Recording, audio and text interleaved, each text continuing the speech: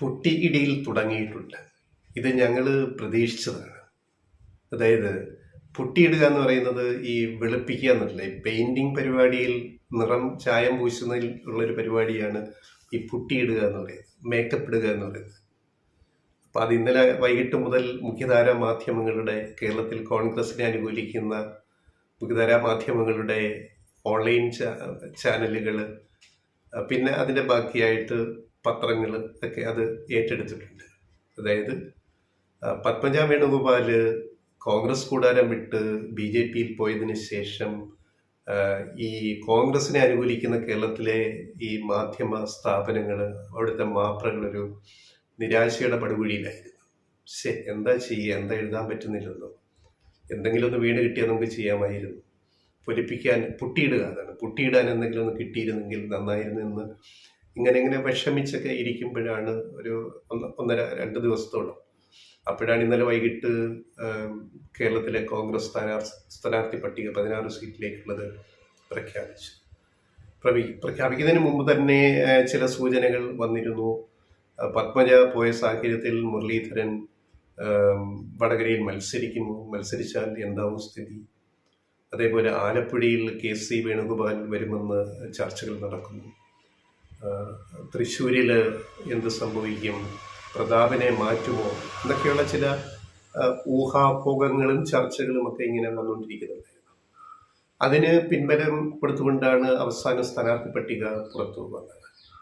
അപ്പം അതൊരു പിടിവള്ളിയായി, പൊട്ടിയിടാൻ പുതിയൊരു വിഷയം കിട്ടി. ഈ വീണിടം വിദ്യയാക്കുക എന്നൊരു ചൊല്ലുണ്ട്, വീണിടം വിദ്യയാക്കുക. അപ്പം അതാണ് പെട്ടെന്ന് മാധ്യമങ്ങൾ ഏറ്റെടുത്തിട്ട് ഒരു മുഴം മുന്നേ സ്ഥാനാർത്ഥികളെ പ്രഖ്യാപിച്ചു. ആഴ്ചകൾക്ക് മുന്നേ പ്രചരണം തുടങ്ങിയ LDFനെ CPMനെയും ഒരൊറ്റ സർജിക്കൽ സ്ട്രൈക്കിലൂടെ UDF കോൺഗ്രസ് നേരിട്ട് മുന്നിലെത്തിയിരിക്കും. LDFനെ പിന്നിലാക്കുന്ന സ്ഥാനാർത്ഥി പട്ടികയുമായി ഇതാ കോൺഗ്രസ്. കേൾക്കാൻ സുഖമുണ്ട്, പറയാൻ സുഖമുണ്ട്. പറയുന്ന മാധ്യമങ്ങൾക്കൊരു ആശ്വാസം കിട്ടും, കിട്ടിക്കോട്ടെ, ഒരു സമാധാനം കിട്ടും, കിട്ടിക്കോട്ടെ. പക്ഷേ രാഷ്ട്രീയ യാഥാർത്ഥ്യം എന്താണെന്ന് വിവരവും വിദ്യാഭ്യാസവുമുള്ള പൊളിറ്റിക്കലി എഡ്യൂക്കേറ്റഡ് ആയിട്ടുള്ള കേരളത്തിലെ ജനങ്ങൾക്കറിയാം. അവർ ഇതെല്ലാം കാണുന്നുണ്ട്. നിങ്ങളുടെ ഈ പൊട്ടിയിടിയിലും എന്താ സത്യം? മുരളീധരൻ ചെറിയൊരു വിഷമത്തിലായിരുന്നു, ചെറുതല്ല, ഇമ്മിനി വലിയ വിഷമത്തിലായിരുന്നു. എന്ത് ചെയ്യാൻ പറ്റും? ശൈലജ ടീച്ചറോട് നേരിടുക എന്ന് പറയുന്നത്, ഇവിടുന്ന് അങ്ങ് മാറിയാൽ കൊള്ളാമായിരുന്നു, അല്ലെ മത്സരിച്ചില്ലേലും കുഴപ്പമില്ല എന്നൊക്കെ ചിന്തിച്ചുകൊണ്ടിരിക്കുമ്പോഴാണ് നേർപ്പങ്ങൾ നേരെ BJPയിലേക്ക് പോകുന്നത്. അപ്പം പെങ്ങൾക്കെതിരെ ആങ്ങള ആഞ്ഞടിക്കും. ഒരു ഹീറോ പരിവേഷം മുരളീധരന് കോൺഗ്രസിൽ കിട്ടുന്നു. അപ്പോൾ ഉടനെ അടുത്ത ചർച്ച, ഈ തൃശ്ശൂരാകെ പരിങ്ങിയിരിക്കുകയായിരുന്നു. TN പ്രതാപൻ വീണ്ടും മത്സരിക്കും. അദ്ദേഹം പാവം 3.5 ലക്ഷം പോസ്റ്റർ അടിച്ചു, 1700 മതിലുകളിൽ ചുവരെഴുതി. കാശ് കുറെ അതിന് ചിലവായിട്ടുണ്ട്, പാർട്ടിയിൽ നിന്ന് കുറെ കൊടുക്കുമായിരിക്കും. ഇപ്പം ഇനി ആ ചുവരെഴുത്ത് മുഴുവൻ വായിക്കണം, ഈ 3.5 ലക്ഷം നോട്ടീസുകൾ ഡംപ് ചെയ്യണം, വേസ്റ്റ് പേപ്പർ വിലയ്ക്ക് വിൽക്കേണ്ടി വരും, അതുപോലെ കിട്ടുമെന്നറിയില്ല. അപ്പം അങ്ങനെ നിൽക്കുമ്പോഴാണ് പ്രതാപന് ഒരു ആശ്വാസം. എനിക്കിനി ലോക്സഭയിലേക്ക് മത്സരിക്കാൻ വയ്യ എന്ന് പറഞ്ഞ ആളാണ് പ്രതാപൻ, എന്നെ ഒഴിവാക്കിയാലും കുഴപ്പമില്ല. അപ്പോഴതാ ഉർവശി ശാപം ഉപകാരം പോലെ മുരളിക്ക് ഒരു സഹായം, ഏതായാലും വടകരയിൽ നിന്ന് രക്ഷപ്പെടാമല്ലോ. തൃശ്ശൂരേക്ക് പെങ്ങളെ ചലഞ്ച് ചെയ്യുന്ന ആങ്ങളെ കാണാം നമുക്കിവിടെ ഒരു പൂരം. ഞാൻ ഈ പ്രതിസന്ധി ഘട്ടത്തിൽ ഞാൻ രംഗത്ത് വരുന്ന ആളാണ്. ഇന്നലെ മുരളീധരൻ അവകാശപ്പെട്ടത്, കോൺഗ്രസ് ഇപ്പം ഇന്നിനെ അവകാശപ്പെടുന്നത്, നേമത്തെ BJPയുടെ ഏക അക്കൗണ്ട് പൂട്ടിച്ചതാരാ? മുരളീധരൻ, ലീഡർ കരുണാകരന്റെ മകൻ. അല്ലാതെ അവിടെ ജയിച്ച ശിവൻകുട്ടി MLA, പിന്നെ മന്ത്രിയായ V ശിവൻകുട്ടിക്ക് പങ്കൊന്നുമില്ല. ഇതാണ് ആടിനെ പട്ടിയാക്കുക എന്ന് പറയുന്ന ഒരു സംഭവം. അപ്പൊ അതുപോലെ വീരപുരുഷനായിട്ട് ഇവിടെ ഒരിടത്തുനിന്ന് ഒളിച്ചോടി ഒരിടത്തേക്ക് വരികയാണ്. വീരപുരുഷനായിട്ട് പിന്നെ തൃശ്ശൂർ അവതരിച്ചിരിക്കുന്നു മുരളീധരൻ. അപ്പോ ഇതൊക്കെ സംഭവം എന്ന് പറയുന്നത്, ഈ തൃശ്ശൂർ ഇതിൽ ആർക്കാ ഇതിന്റെ ആനുകൂല്യം കിട്ടുക? LDFന്. മുരളീധരൻ തൃശ്ശൂർ മത്സരിക്കട്ടെ, സുരേഷ് ഗോപിക്ക് പോകാവുന്ന കുറച്ച് വോട്ട് കൂടി പത്മജയെ പിന്നെ നേരിട്ടുകൊണ്ട് പിന്നെ മുരളീധരൻ പിടിക്കട്ടെ. അപ്പൊ ഈസി ആയിട്ട് ആര് ജയിച്ചു? ഇടതുപക്ഷത്തിന്റെ സുനിൽകുമാർ ജയിച്ചു. അപ്പൊ ഇടതുപക്ഷത്തിന് അത് അത്രയും കൂടെ അനുകൂലമായി തൃശ്ശൂര്.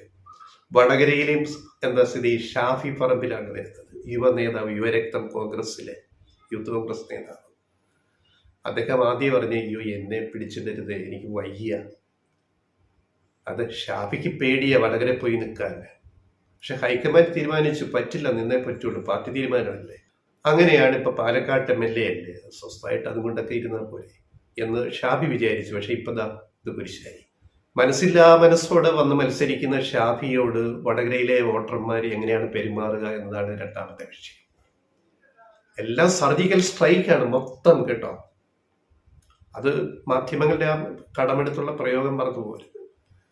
കോൺഗ്രസ് സ്ഥാനാർത്ഥി പട്ടിക CPM അല്ലെ ഇടതുപക്ഷ സ്ഥാനാർത്ഥി പട്ടികയെ നിഷ്പ്രമമാക്കി കളഞ്ഞു ഒറ്റ സ്ട്രൈക്കിലൂടെ, സർജിക്കൽ സ്ട്രൈക്കിലൂടെ.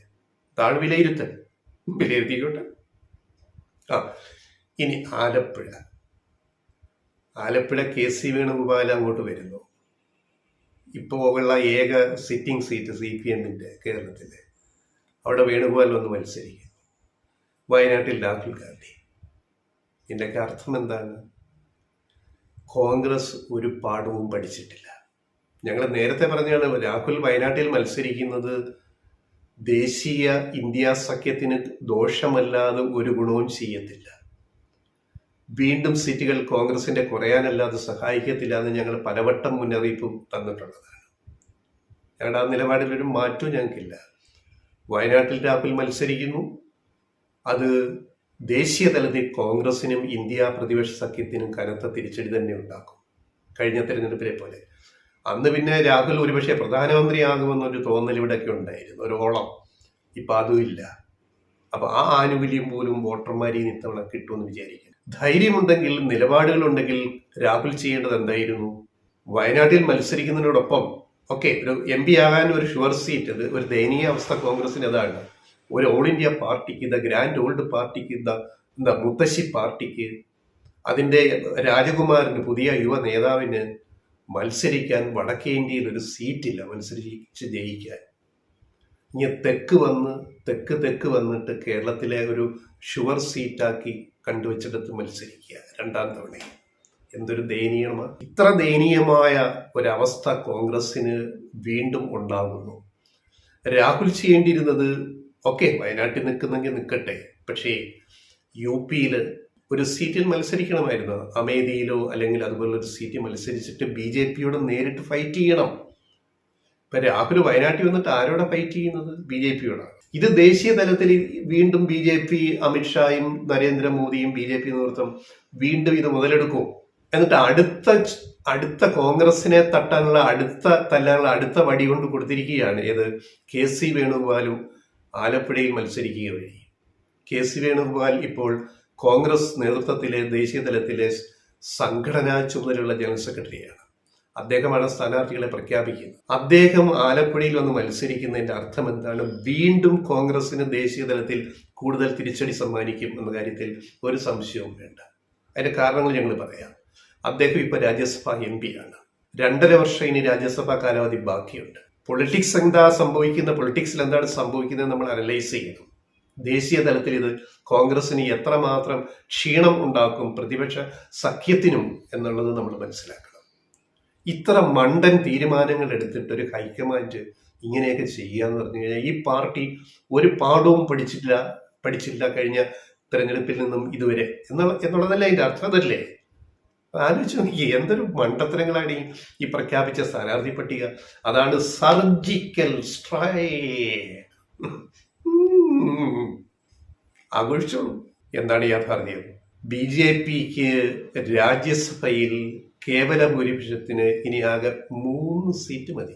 ആ 3 സീറ്റ് കൂടെ കിട്ടിക്കഴിഞ്ഞാൽ BJPക്ക് കോമൺ സിവിൽ കോഡോ എന്ത് കാര്യമായാലും ഒരുത്തരെയും നമ്പാതെ, ഒരു പാർട്ടിയും നമ്പാതെ, NDA ഘടകകക്ഷികളെ പോലും നമ്പാതെ പാസ്സാക്കി എടുക്കാൻ രാജ്യസഭയിൽ ചൂടപ്പം ചുടുന്ന പോലെ. അതിന് 3 സീറ്റ് മതി. അതിലൊന്ന് കോൺഗ്രസ് ഇങ്ങനെ സ്വർണ്ണ തളികയിൽ കൊണ്ട് BJPക്ക് സമർപ്പിക്കുകയാണ്. എന്തുവഴി? KC വേണുഗോപാൽ ആലപ്പുഴയിൽ വന്ന് ലോക്സഭയിലേക്ക് മത്സരിക്കുന്നത്. രാഹുൽ ഗാന്ധി കാണിച്ച ശുദ്ധ വിവരക്കേടിന്റെ മണ്ടത്തരത്തിന്റെ ബ്ലണ്ടറിന്റെ രണ്ടാം ഘട്ടമാണ് KC വേണുഗോപാൽ ദേശീയ സംഘടനാ ചുമതലയുള്ള ജനറൽ സെക്രട്ടറി ആലപ്പുഴയിൽ വന്ന് മത്സരിക്കുന്നത്. കോൺഗ്രസിന്റെ പൊളിറ്റിക്കൽ മെസ്സേജ് എന്താണ് ഈ രാജ്യത്തോട്? ഇങ്ങനെയാണോ വേണ്ടത്? അപ്പൊ 2.5 വർഷം ഇനി രാജ്യസഭ കാലാവധിയുള്ള KC വേണുഗോപാൽ ആലപ്പുഴയിൽ ജയിച്ചിട്ട് ആ MP സ്ഥാനം രാജിവെക്കുമോ? രാജസ്ഥാനിൽ നിന്നാണ് KC രാജ്യസഭയിലെത്തിയത്. അന്ന് കോൺഗ്രസ് ആയിരുന്നു അവിടുത്തെ ഗവൺമെന്റ്, ഭൂരിപക്ഷം ഉണ്ടായിരുന്നു ജയിപ്പിച്ചുവിടാൻ. ഇപ്പൊ ആരാ? BJP ഭരിക്കുന്നത്. അപ്പോ KC വേണുഗോപാൽ രാജ്യസഭാ സീറ്റ് ഒഴിഞ്ഞാൽ അവിടെ വൈകാതെ ഉപതെരഞ്ഞെടുപ്പ് നടക്കുമ്പം ആരാ ജയിച്ചു വരിക? BJP നിർത്തുന്ന കാൻഡിഡേറ്റ് രാജ്യസഭയിലേക്ക് ജയിക്കുള്ളൂ രാജസ്ഥാനിൽ. അപ്പൊ രാജ്യസഭയിൽ കേവല ഭൂരിപക്ഷത്തിന് 3 സീറ്റിന് പകരം പിന്നെ 2 സീറ്റായിട്ട് കുറച്ചെടുക്കാൻ BJPക്ക് പറ്റും. അതാണ് ഞങ്ങൾ പറഞ്ഞത്, സ്വർണ്ണ തളികയിൽ കൊണ്ട് BJPക്ക് കൊടുക്കുകയാണ്. അപ്പോ ഇതിന്ന് നമ്മൾ പഠിക്കേണ്ടുന്ന പാഠം എന്താണ്?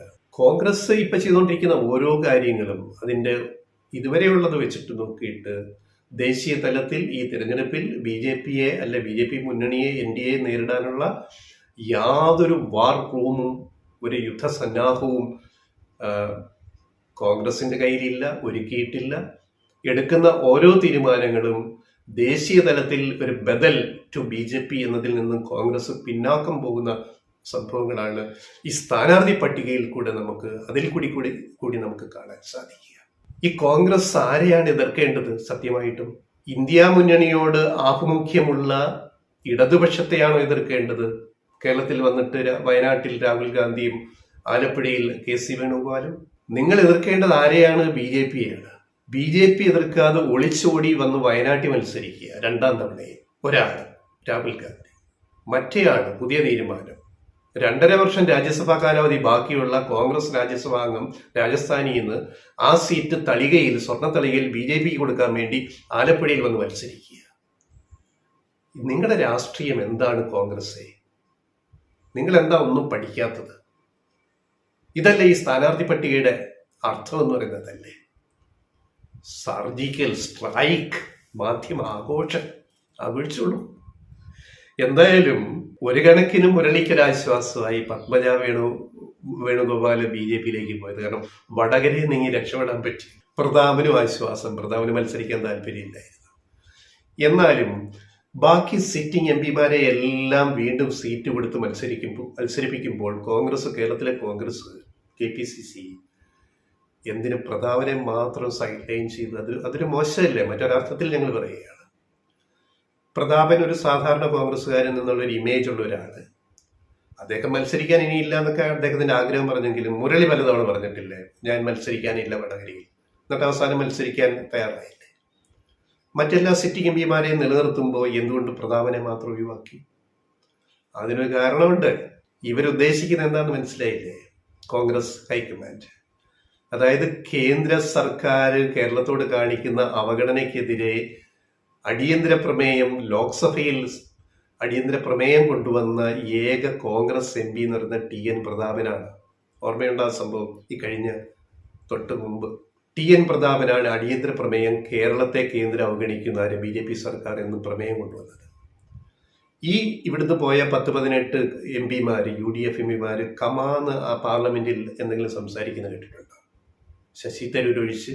പിന്നെ നാളെ BJPയിലേക്ക് പോകാനിരിക്കുന്ന NK പ്രേമചന്ദ്രൻ ഇടയ്ക്കിടയ്ക്ക് സംസാരിക്കും.